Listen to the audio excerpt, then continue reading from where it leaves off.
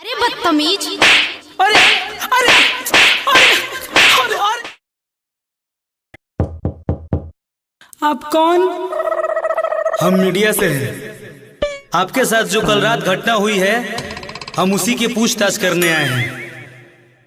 हाँ सर पूछिए, आइए ना सर, आइए बैठिए सर, पूछिए।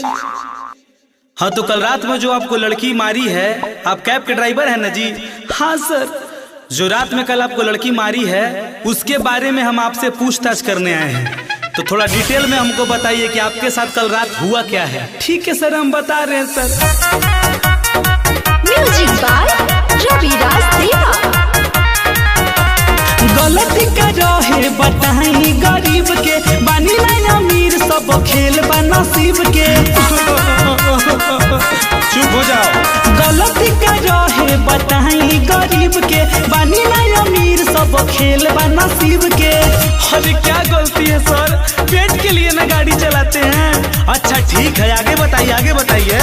चढ़ल रहे बॉबी अमीरी के नासा जी, चढ़ल रहे बॉबी अमीरी के नासा जी।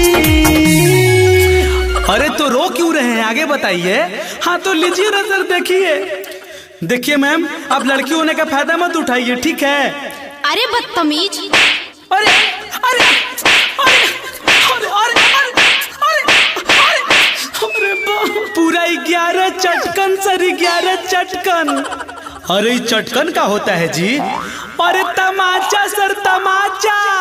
अच्छा ठीक है, तो आगे बताइए, आगे बताइए। मार के बिगाड़ दिली दासा की बॉबी, रोडे पे कोइली तमाशा।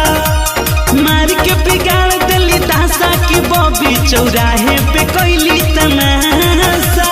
अरे भाई आपके साथ तो बहुत गलत हुआ है। ठीक है, आपको इंसाफ मिलेगा। कल मैं लड़की के घर जाकर उससे पूछताछ करता हूँ, ठीक है? हाँ सर, जाइए सर, उसको सर अरेस्ट करवाइए सर, नहीं तो मर जाएंगे सर।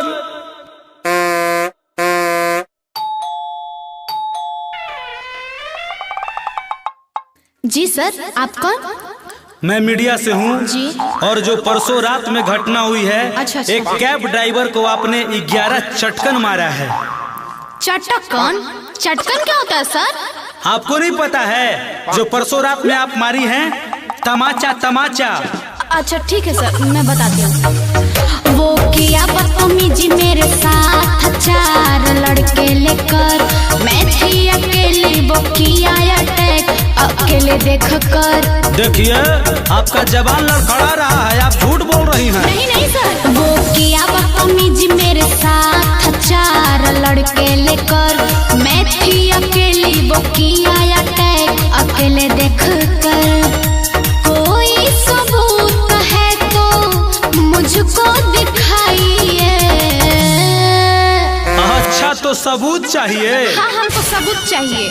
एक तो बिना बोले हुए आ जाते इंटरव्यू लेने के लिए, सबूत तो कुछ है ही नहीं है, ऐसा ही कुछ भी बोल दीजिएगा। हाँ तो देखिए सबूत, ये है सबूत। अरे बदतमीज। अरे सर ये सब क्या दिखा रहे हैं हमको? गलती करेगा तो नहीं मारेंगे उसको? ये सब मुझको नहीं दिखाइए सर, उसी को सामने बुलाइए, समझे? ये सब मुझको नहीं दिखाइए सर, उसी को सामने बुलाइए। क्या गलती करके तुम उछल रही हो? ठीक है, हम उसको तुरंत बुलाते हैं। हाँ तो बुलाइए ना। हाँ हेलो सर, प्रणाम सर। खुश रहो। तुमको इंसाफ चाहिए ना? हाँ सर। तो देखो तुम जल्दी अभी आ जाओ हनुमान मंदिर के पास, यहीं पे लड़की का घर है और मैं लड़की के घर आया हूँ, जल्दी आ जाओ तुम। ठीक है सर, मैं 5 मिनट में आ रहा हूँ।